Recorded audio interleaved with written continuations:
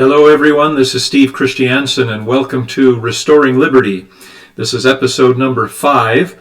I'm recording on Wednesday, February the 3rd, 2021. I apologize for not posting one last weekend. Actually, I did record one last Saturday, but I recorded it at 10 p.m. And when I watched it, I just looked like I was exhausted, because I was. And so I've decided to re-record episode 5. As I said, it is Wednesday, February the 3rd. I'll probably be recording another episode later this week on Saturday, episode 6. And I'll give you a sense for what's coming. But first, let me tell you what we will be talking about tonight. We're first going to be talking again about some of the executive orders that President Biden is issuing in these first few days of his administration, and what that tells us about his view of things and how he intends to govern. The second thing that we're going to talk about are some threats that we are beginning to see from China, and a risk that I will share with you that I think is pretty significant, that faces us as a country because we have President Joe Biden in the presidency and he is compromised. And then the third thing that I want to touch on, but just briefly, is the status of the impeachment, President Donald Trump's impeachment. In fact, I believe it was either today or yesterday, his legal team responded to the charges and basically laid out in pretty good detail the approach that they plan to take during the upcoming trial that starts next week. I'm not going to get into that in detail, but I will on Saturday. We will read much of what was submitted by President Trump's legal team. And then the other thing that we're going to talk about on Saturday, not tonight, but on Saturday, because this is Black History Month, we're going to talk about the blacks in this country, race in this country, the amazing contributions that black people have made to the success of this country over time. And I'm going to emphasize the truth of history, not some of the stuff that we've been hearing in the media over the last several years. That ought to be a really interesting episode coming up on Saturday, and I'll share with you the source of the information that I will be sharing with you on Saturday. All right, so back to episode 5 tonight, February the 3rd. When President Trump governed as President of the United States, he was truly President of the United States. His first priority in every case, with very few exceptions, and I would be hard-pressed to identify any, was to make sure that the policies that he implemented were right for Americans and for the United States. His approach was admittedly America first. The question now becomes, with the executive orders that we are seeing President Biden implement, what kind of approach are we seeing from him? Is his posture one of America first or not? So as we review these executive orders, we're going to be asking that question several times. Before we do that, however, let's talk about executive orders and just executive action in general for just a moment. Presidents of the United States have been using executive orders pretty increasingly over time. The current theory with regard to executive orders dates back to the 1950s. It dates back to a Supreme Court case called Youngstown versus Sawyer. In the early 1950s, the United States was engaged in the Korean War. President Truman, who was the President of the United States at the time, he needed access, apparently, to steel mills. And so he issued an executive order basically seizing the operation of several steel mills. The Supreme Court ultimately ruled against that action, saying that it was unconstitutional. However, one of the concurring opinions that was written by one of the Supreme Court justices by the name of Robert Jackson said the following, and I'm going to read a little bit here from a website that's dedicated specifically to him. It is roberthjackson.org. And it speaks specifically to this Supreme Court case and to his concurring opinion. His concurring opinion, of course, was talking about executive orders and when they're appropriate and when they're not appropriate. What he did in his concurring opinion was introduce a framework that has been referenced ever since by Supreme Courts and other courts in this country. And let me share with you the framework that he introduced. So what I'm going to read to you goes as follows. He, meaning Robert Jackson, wrote that when determining whether the executive has authority, there are three general circumstances. So listen to these. First, when the President acts with the express or implied authorization of Congress, then the President's authority is at its greatest. That goes without saying, doesn't it? Because really what an executive order typically is the establishment of law in many cases. Not always. Oftentimes he is just clarifying law that has been established because he has the responsibility to execute and implement law. And I'm giving you my opinion right now, when the President issues an executive order in that case, he is acting appropriately because he is acting consistent with the direction of Congress. And it is Congress, the legislative branch, that has the responsibility and the authority by the Constitution to make laws.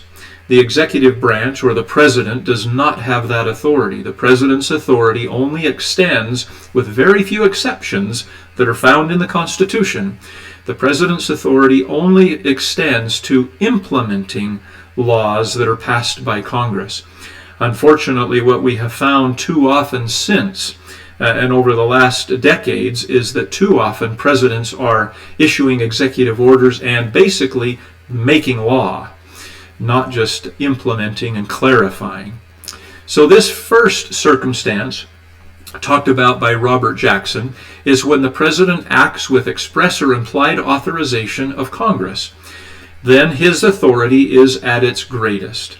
And that's just what I explained. Second, in the absence of either a congressional grant or prohibition, then the President acts in a zone of twilight, in the twilight zone. So if Congress has failed to act, to establish law, to give direction, and the President issues an executive order, Justice Jackson would suggest that the President is acting in the twilight zone, in a zone of twilight. And he goes on to say, or this paragraph on this website goes on to say, in this circumstance, Congress and the President may have concurrent authority. I find that rather interesting. I don't believe anywhere in the Constitution does it talk about Congress and the President having concurrent authority.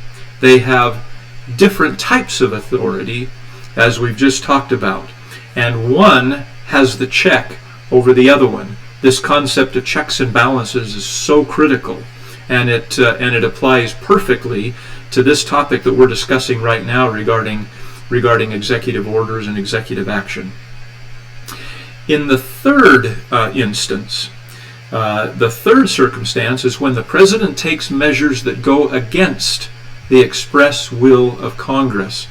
And according to Justice Jackson, it says that his power, meaning the President's power, is at its lowest. So when the President acts contrary to Congress, his power is at the lowest. Makes sense, correct? The Constitution gave intentionally the greatest power to Congress. And why is that? Because the Congress is closest to the people. And our founding fathers were trying to do everything possible as they designed this constitutional republic to make sure that the will of the people was respected. And it is Congress that is closest to the people, not the President. Certainly the President and Congress are all at least somewhat popularly elected. the president according to the Electoral College after a popular election. But anyway, this framework established by Justice Jackson is interesting, but parts of it, quite frankly, I don't believe are consistent with the Constitution. Unfortunately, what has happened in this country is that increasingly the courts are using the concept of precedent. In other words, courts hesitate to overrule past courts because they believe that precedence is necessary or important in order to achieve stability in our country. The problem with the concept and doctrine of precedence is that sometimes we fail to go back to the Constitution and get regrounded in the Constitution, because it's very possible, and we've certainly seen it happen many times, just think of Roe versus Wade, for heaven's sakes, that a court, even a Supreme Court, will issue a ruling that is not consistent with the principles and direction found in the Constitution. And if subsequent courts continue to rule based on the precedent of that prior court without going all the way back to the Constitution and doing the check, well, we find ourselves, unfortunately, over time, increasingly distant from the Constitution. I share all of that with you because we're now seeing presidents use this executive authority to issue executive orders and other actions more and more. In fact, during just the first 9 days of President Biden's administration, he issued 25 executive orders, 8 memorandums, and 4 proclamations, all essentially the same.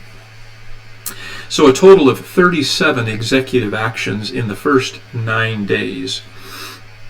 Excuse me, I was listening to a podcast just a day or two ago that seemed to suggest that the last 2 or 3 presidents in their first 7 to 9 days issued in the range of about 5 executive orders or executive actions.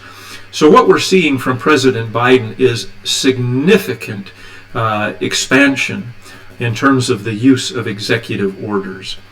And most of these, I would suggest, most often when a president uses an executive order, unless all he's doing is to clarify previously established law by Congress, unless he's doing that, he is acting outside of his constitutional realm of authority. And I believe that we're seeing that far too frequently here with President Biden. In fact, what we are seeing from President Biden is exactly the opposite of what candidate Biden said that he would do with regard to executive orders. He said that executive orders are for dictators. That's the exact word that he used during his campaign. Well, now apparently we're seeing Dictator Biden. And it's unfortunate, because that is not the way that this country was designed, and for good reason. My goodness, a revolutionary war was fought to overturn the power of the dictator, the British king, that was imposing incredible burdens on those early settlers of this country, the colonists. That's why the Revolutionary War was fought. That's why the Declaration of Independence was signed. And unfortunately and increasingly, we are seeing that same thing happening today. Okay, let me take just a quick drink of water and we'll proceed. All right, so what I'm going to do now is review category by category. I've taken all of these 37 executive actions. I'll just call them orders for ease of communication. I've taken all of these 37 executive orders and categorized them in a half a dozen or so categories. The first one is the category of immigration. This is an important category. It was one that President Trump sought desperately to get under control. And now what we're seeing from President Biden is that he is reversing that direction and stopping the funding of the construction of the wall along the southern border. In fact, during episode number 4, you may recall we talked in great detail about the benefit of a wall in terms of preventing large numbers of people from crossing the border illegally and preventing illegal drugs from crossing the border into this country illegally. So President Biden has specifically stopped construction of the wall. He is pulling back on enforcement of immigration laws. He is again allowing sanctuary cities to crop up around this country, or at least he has said that he will. A sanctuary city, just as a reminder, is a place in this country, a city in this country, where the local municipal leaders choose not to implement and enforce immigration law. And it's completely contrary to the concept of the rule of law in this country, but it's going to be allowed increasingly now with regard to immigration. The other thing that President Biden has done specifically is he has said that non-citizens should be included in the census. I ask you the question, here is the first category, are these executive orders within the category of immigration putting America first, or are they putting illegal aliens first, the drug trade first, non-citizens first? And if we think about non-citizens being included in the census, the purpose of the census is to determine representation by Congress. Is it Congress's responsibility to make sure that laws are passed that are right for non-citizens? No. It's Congress's responsibility to represent the will of the legal citizens of this country. So, is President Biden putting America first by his executive orders with regard to immigration, or at least some of the legislation that he's talking about? I would suggest no, absolutely not. Another concern that I have, if any of you have ever run a business, and I run some very large businesses that grow out of control run into problems very quickly.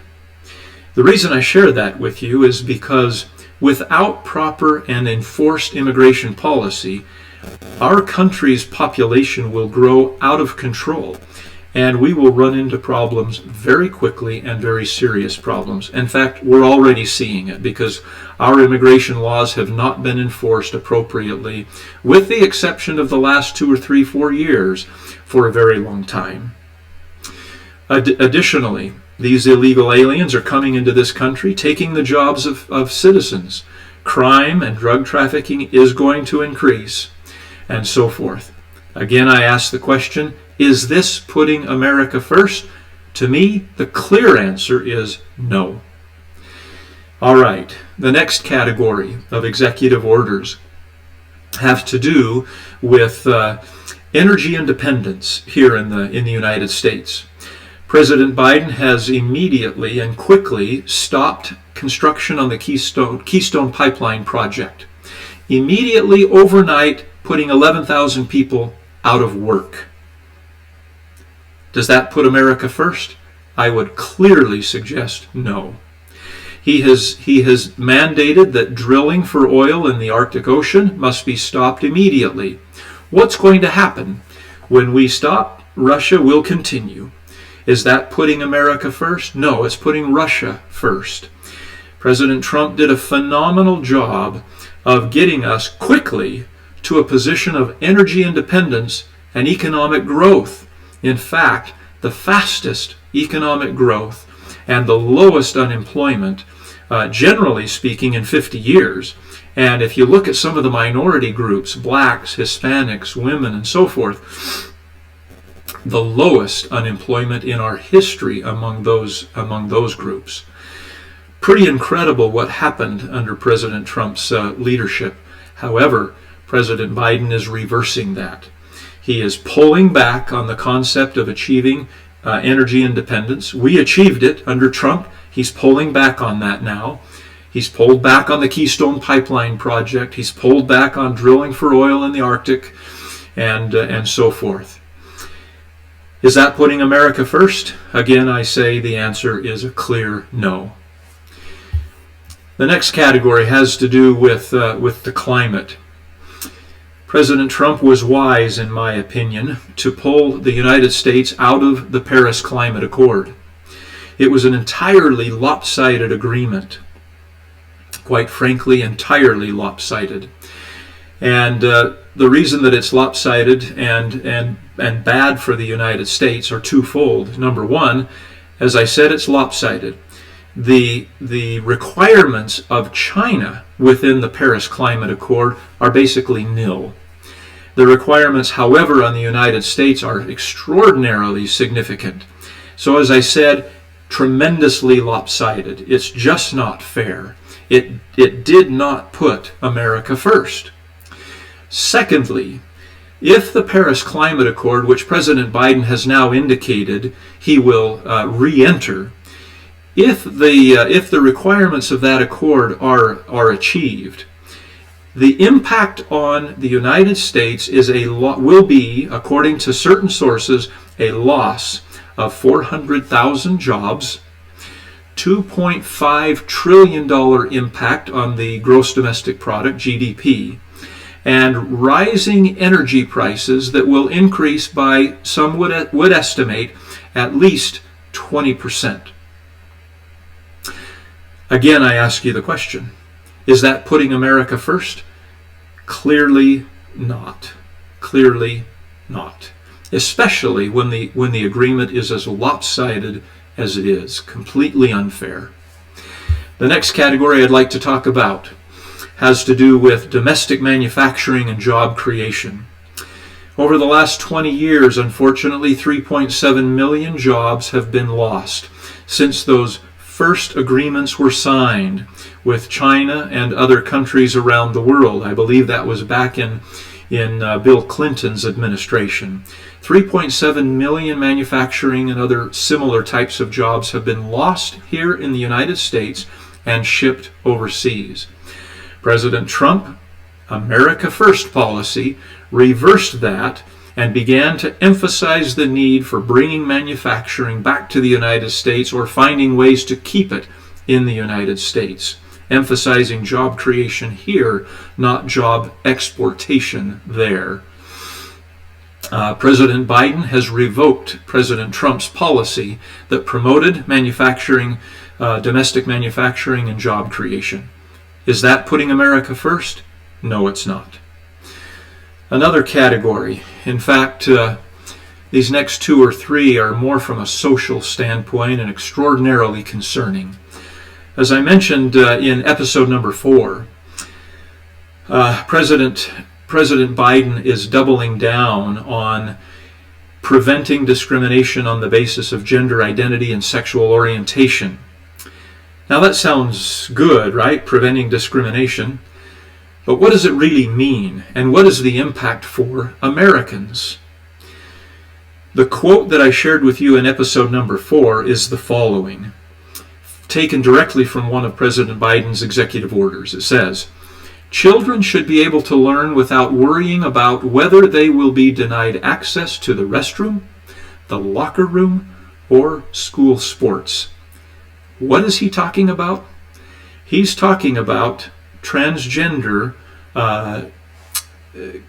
He's talking about the issue that is beginning to crop up in this country with regard to transgenders, specifically biologically born males transitioning to female, being allowed into women's locker rooms, women's restrooms, and onto women's sports teams, and completely frustrating, quote, the balance of power, if you will. Now, I always heard that the Democratic Party was the party that favored women and women's rights. You know, I haven't believed that for a long time, but that's what I heard. This policy, among every other policy that he has implemented, has demonstrated for me that is not true. That is not true. In order to threaten the sanctity of a women's locker room and the opportunity that women have on sports teams to compete and to receive that kind of recognition, to now have a biological male being given the right and opportunity to participate on those same teams, completely unfair. Is President Biden putting America first? Is he putting women first? No. No, he's not. We've got a problem here. The next category that is also with regard to a social issue, Biden has suggested that he will absolutely support a piece of legislation before Congress called the Equality Act. The Equality Act adds categories of sexual orientation and gender identity to all federal anti-discrimination laws. Again, on the surface, maybe it doesn't sound too dangerous, and I certainly know that there would be plenty of people who would support it. But if you think about the impact on religious freedom of that one change, it would be significant. That one change will limit the application of the Religious Freedom Restoration Act. That Religious Freedom Restoration Act requires the federal government to show that it has an overriding need to create burdens on the exercise of religious freedom. And if the federal government cannot demonstrate that it has an overriding need to create those burdens on the exercise of religious freedom, then religious freedom should not be infringed. Well, what's going to happen is that the Religious Freedom Restoration Act is almost going to become null and void if the Equality Act passes in Congress. And President Biden has suggested that he will support it. He will not veto that bill if it passes. This, my friends, will wreak havoc on religious rights of the majority. And I ask you the question, does this kind of policy put America first? There are certainly people that would prefer it. They are by far in the minority. And I'm not suggesting that people who are in the LGBTQ community should not be respected. I'm not suggesting that for a moment. I firmly believe that all of God's children should be treated with love and compassion. However, in the First Amendment to the Constitution of the United States, it speaks very specifically and in first priority order of the right of free religion. Or it's not, the words are not coming to me, but you know what I mean. Freedom of religion. There we go. And this one piece of legislation would place significant limitations on that right, just right out of the blocks. Another executive order along these similar lines that President Biden has signed, I talked about it during last week's episode number 4. He has now agreed to allow U.S. taxpayer funds to pay for abortions internationally, outside of the United States. So not only is he supporting what is, in my opinion, a policy, that of abortion, which is one of the most immoral policies that has been approved and adopted by this country in the last many decades, but he's now encouraging the use of abortion in international countries by using taxpayer dollars. Is that putting America first? Absolutely not. Is that putting life and the sanctity of life first? Absolutely not. In fact, here in the state of Utah, I have introduced a piece of legislation that would strengthen the informed consent requirements. Basically, those requirements that women who desire to have an abortion must comply with before they can have that abortion procedure performed. This piece of legislation would strengthen and improve the quality and effectiveness of those informed consent requirements. Obviously, I get quite a bit of pushback, and one of the arguments that I hear time and time again is, it's my body, let me do with it what I choose. I can understand that to an extent. If it were any other medical procedure, I would be all on board with that argument. All on board. However, with regard to abortion, the situation is different, in my opinion, and meaningfully so. Number one, I, as a representative of the people in District 47 of the state of Utah, I'm a member of the House of Representatives. As a representative of the people and a representative of the state government, it is my responsibility to protect the rights of the people. Three of those most fundamental rights are the rights to life, liberty, and property. And the most fundamental of the three is the right to life. Now, do those unborn children have rights? I argue yes. In fact, here in the state of Utah, we have a law that stipulates that if a pregnant woman is murdered, the perpetrator can be charged for murder, not just on one count, but 2 counts. One for the woman, one for the unborn child. That unborn child, according to that law, has rights. There's also federal law that stipulates that if a woman commits a crime worthy of and punishable by death, the sentence cannot be carried out if she happens to be pregnant. The sentence has to be withheld until the baby is born, and then and only then can that sentence be carried out. That law tells me again that the unborn children have rights. And if it's my responsibility as a legislator, a representative of the state of the government of the state of Utah and the people of the state of Utah, I have the responsibility to protect rights, constitutional rights, which is why, in terms of abortion, in my opinion, it makes all the sense in the world to ensure that a woman who desires to have an abortion, and unfortunately, according to Roe versus Wade, it's legal in this country to do that. I feel comfortable that the woman needs to understand clearly what responsibilities she's undertaking, what the risks are, and so forth. So, sorry, I'll get down off of my soapbox now. But going back to President Biden's decision to use U.S. taxpayer funds to encourage and promote abortions outside of the United States of America, that is clearly not putting America first. Now here's another category. The first piece of legislation that the Democrats introduced after Joe Biden was inaugurated was a bill called H.R. 1, House Resolution 1. Let me remind us that state legislatures, according to the Constitution of the United States, have the specific responsibility to determine how elections are to be conducted and how electors are to be selected that then choose the President of the United States.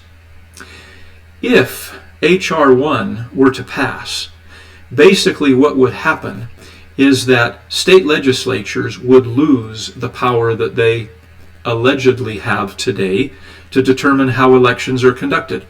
Elections basically would become federalized, and they would essentially look a lot like the election that we just saw, the one that we just saw take place. Specifically, if we look at H.R. 1, here are some of the things that would happen if this bill passes. It would require all states to use full-scale ballot harvesting. In other words, the chain of command that is necessary with regard to how a ballot is actually delivered by the person who fills it out, signs it, and so forth, the chain of command would be broken because it would allow third parties, unrelated individuals, to go around in neighborhoods and collect ballots and turn them in. Can you imagine the kind of election fraud, risks of election fraud that we would be incurring with full-scale ballot harvesting everywhere in this country?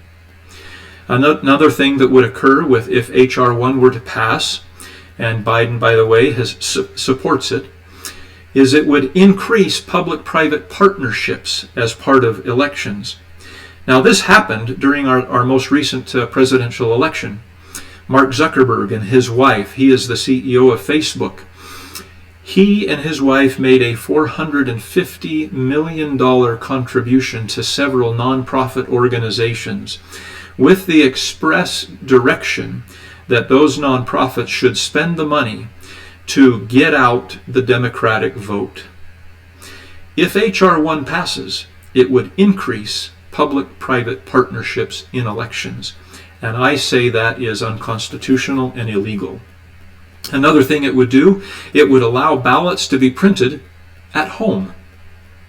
How in the world would we maintain control if ballots could be printed anywhere? Yeah, some would say, well, let's just print a unique identifying number on each one of those ballots. How in the world are you going to control that? Another thing that H.R. 1 would do is it would begin a process of educating 16 and 17-year-olds and giving them the right to vote.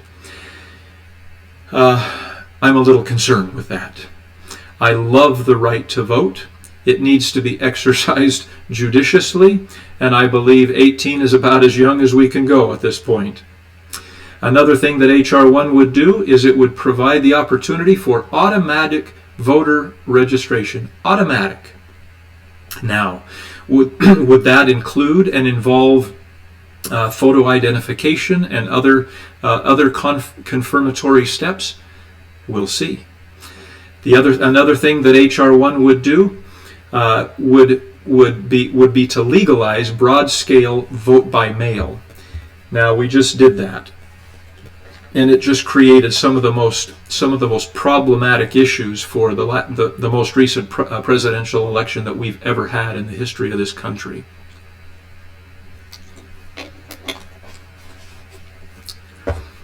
The last thing that H.R. 1 would do is that it would establish a 51st state, Washington, D.C., with the exception of a small little geography within Washington, D.C. What is the Democratic proportion within Washington, D.C.? It's about 80 to 90%. Automatically, the Democratic Party would pick up 2 more senators and additional representatives. So I ask you the question, would H.R. 1, if implemented, be the right thing for putting America first, a constitutional free America first? In my opinion, clearly the answer is no, unless you only believe that a one-party system is best for this country, because if H.R. 1 passes, it will be extraordinarily difficult for Republicans to win a presidential election in the future. Why are they trying to get it implemented? Of course, it's obvious, isn't it? Now, there is one executive order that President Biden has signed that I absolutely agree with. That is to encourage students to return to the classroom.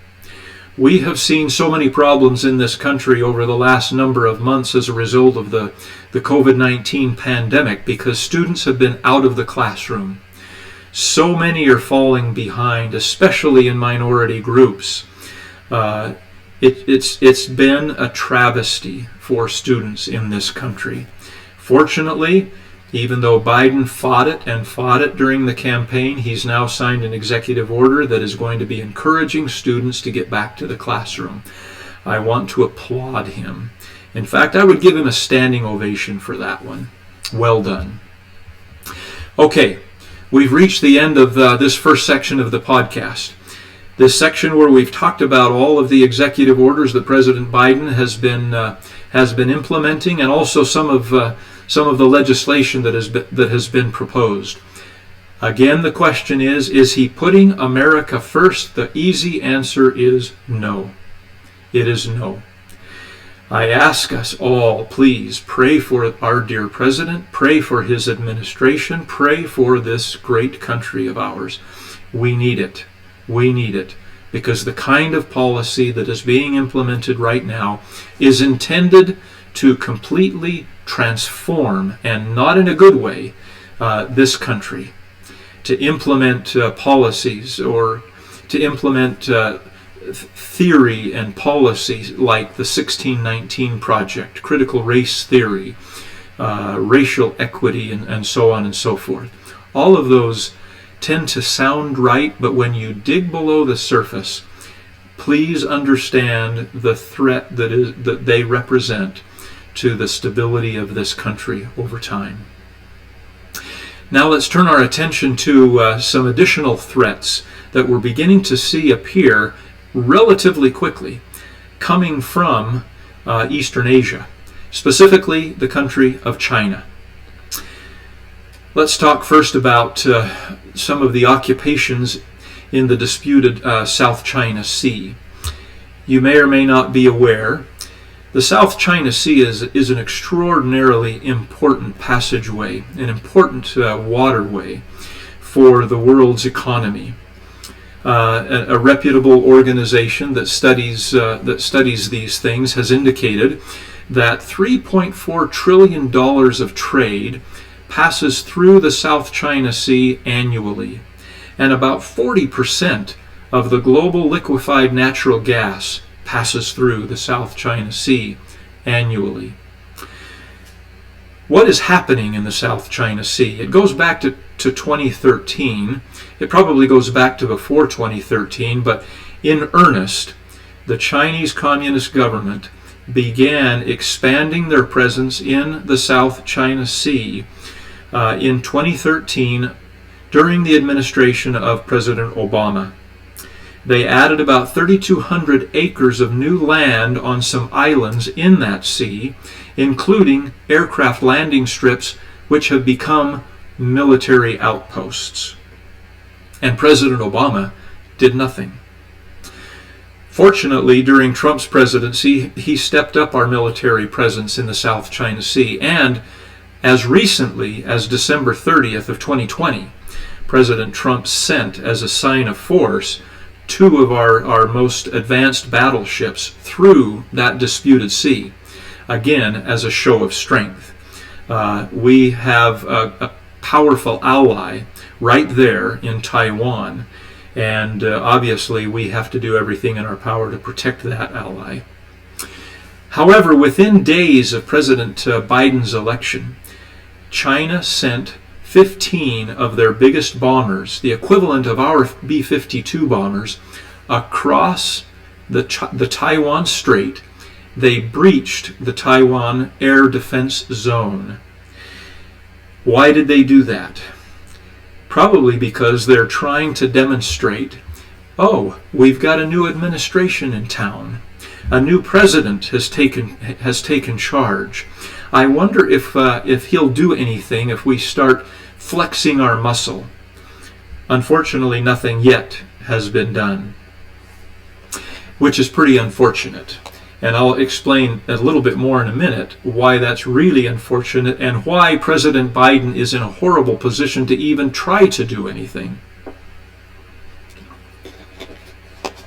But before doing that, let me refer to a recent Wall Street Journal article that I read just a week ago. It talked about how there has been a 49% reduction in investment in the United States over the last year, and now China is the number 1 nation in the world, the number 1 recipient of investment dollars. I don't know that that's necessarily going to be a long-term thing, but if you think about it, if China becomes the number 1 recipient of investment dollars, and if the United States dollar ceases to be the gold standard in the world today upon which most investments are based, what happens to the value of the US dollar? I don't know by what percent it is reduced, but imagine if it is reduced by 50%, and I believe that's absolutely realistic. The threat to our currency, the destabilization of our economy, and the impact on the economy here in the United States that would affect every single American citizen would be dramatic. When I read that article, my mind started spinning, quickly connecting the dots. I hope everyone else's minds are spinning and connecting those same dots. Another issue that has been brought to the forefront just in the last week. Xi Jinping, who is the president, premier, call him whatever you will, of the Chinese Communist Party, spoke at the World Economic Forum at their conference. Two things of note during his address. Number one, there were no apologies for the global pandemic, COVID-19 pandemic, that their country initiated. No apologies whatsoever. And this is an economic forum, an economic conference. And that pandemic caused a global collapse, or at least a short-term global collapse. No apologies whatsoever. And then, at the end of his speech, Mr. Xi Jinping closed with the following words: "There is one earth, and there will be one shared future for humanity." It makes you wonder who he believes will control that one shared future for humanity. I'm sure in his mind he believes that it will be him and like-minded countries around the world. That's a risk. Please pay attention. My biggest concern about this whole threat that we are beginning to see crop up very quickly from China, and all of these actions that they are taking, and their unwillingness to apologize for horrendous things that they have done as a result of the COVID pandemic, is that President Biden cannot respond. Because of what was found on Hunter Biden's hard disk, and the trail of emails and other documents that demonstrate that President Biden and the Biden family have been in cahoots with China and other countries in the world for many years and receiving millions and millions of dollars, it tells me that Biden is compromised.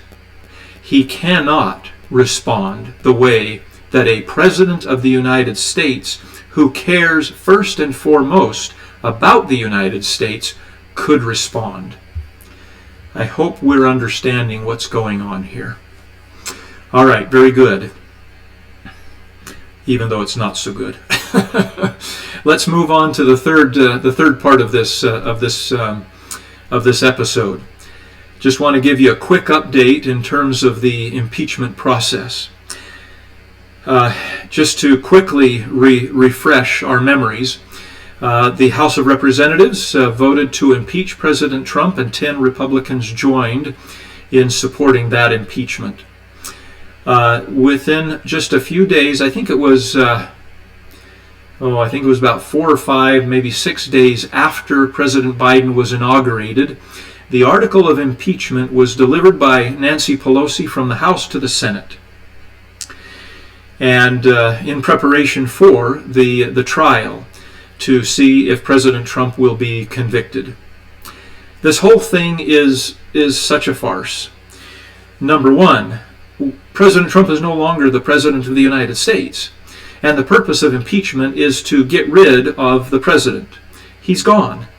So one would think that this proceeding is unconstitutional. In fact, I heard Senator Mike Lee indicate that he believed that if Nancy Pelosi had delivered the article of impeachment during President Trump's administration, before he left office on January the 20th, it may have been constitutional. But since that article of impeachment was delivered to the Senate after President Biden took office, if President Trump were to be convicted and prevented from occupying any federal office or position of responsibility in the federal government, that would establish a precedent unlike any other precedent before established, because it would simply mean that a person that is no longer in office and potentially hasn't been in office for a very long time could be impeached, if that is the precedent that is established. Article 1, Section 3 of the Constitution says that when the Senate convenes to consider not impeaching, but convicting the President of the United States, that the Chief Justice of the Supreme Court should preside. Well, since Donald Trump is no longer the President of the United States, now Chief Justice John Roberts of the Supreme Court has refused to preside. So now they've got to find somebody else to preside over this trial. Can you see the complication already by doing things that appear to be, and at least according to my opinion, outside of what is constitutionally appropriate?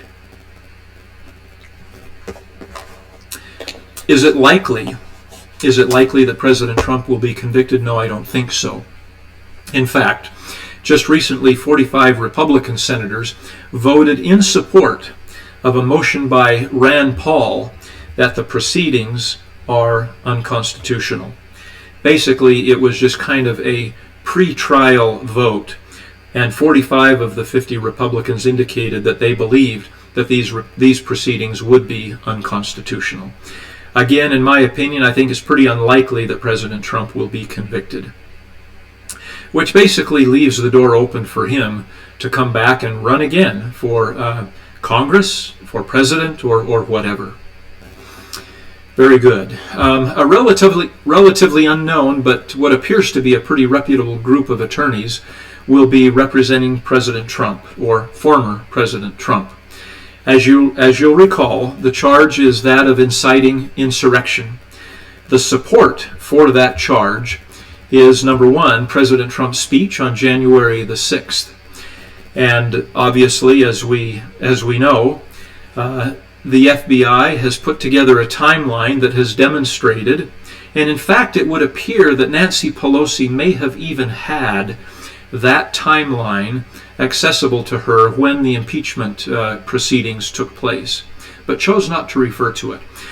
Anyway, a timeline has been put together that has suggested that the incursion into the U.S. Capitol began 20 to 30 minutes before President Trump's speech ended. So how is it that President Trump could have riled up the group and got them riled up and to the Capitol after the end of his speech? If he did, then they got to the Capitol and it was already happening. And then secondly, it's pretty clear that in President Trump's speech, and I've listened to it, I've read the transcript, he uses words like, okay, now we will go peacefully and patriotically to the Capitol and encourage Vice President Pence to do the right thing, right? Peaceful, patriotic, those are not words of incitement of insurrection. Another thing that has just come out in the press is that there is now FBI evidence that suggests that the planning of that event that took place at the Capitol on January the 6th occurred days before. And there were 2 pipe bombs planted the night before. One at the Democratic National Committee headquarters and the other one at the Republican National Committee headquarters. So obviously, the charge of President Trump's speech inciting insurrection, that one's going to be hard to support. The second charge is that his repeated claims that there was widespread voter fraud from November 3rd until January the 6th was just inciting the crowd and was continuing to do that for weeks and weeks and weeks. In fact, in a recent Deseret News article, they quoted Mitt Romney, who said that this issue of voter fraud was the big lie, quote unquote, the big lie. Well, if you refer to episodes 1 and 3 of my podcast, Restoring Liberty, I encourage you to do that because I talk in detail about the widespread voter fraud and other irregularities that did appear to have occurred during this most recent presidential election. And I cite 3 reports by Peter Navarro, three different if you take the 3 different reports and combine them, it's one massive report that gives so much incredible evidence and information about the voter fraud that did occur, in my opinion. In fact, just recently, on the website got-freedom.com. There is information that suggests that the Pennsylvania legislature have just now completed an analysis, or fairly recently completed an analysis, demonstrating that 202,377 more ballots were counted in Pennsylvania for the presidential race than people who voted. How is that possible? Anyway, I do believe that there was widespread voter fraud and other types of irregularities. It'll be interesting to see what happens during this trial. It's scheduled to begin next week, and as I mentioned at the beginning of this episode, this recording, that President Trump's attorneys and President Trump himself have just submitted their response to the charges and basically laying out their case. What I plan to do in my next episode are two things. Number one, we're going to review that submission that President Trump and his attorneys have provided to the Senate, and talk about it in detail, what it is that President Trump intends to do and demonstrate. And then the second thing that I would like to do in the next episode is talk about, because it is Black History Month, talk about the 1776 Commission that President Biden has just now terminated versus the 1619 Project. And more importantly, I'd like to share a lot of information about the true situation of blacks and race in America, now and in the past. There is much, much for which we need to be grateful for with regard to blacks in this country. They have contributed in so many remarkable ways. Have they always been treated the way that they should be treated? No, unfortunately. Has this country made incredible progress? Yes. Yes. Is there reason to destroy all of the good that exists in this country and seek to remake and transform the very foundations of this country because of things that have happened in the past? In my humble opinion, no. There is not reason to remake and transform the very foundations of this country. They are good foundations. We need to continue to build upon them. Our founding fathers established an extremely lofty ideal, and we are moving toward that ideal with every passing generation. Thank you very much for joining episode 5, and I look forward to being with you in a few short days for episode number 6. Take care. Have a wonderful day.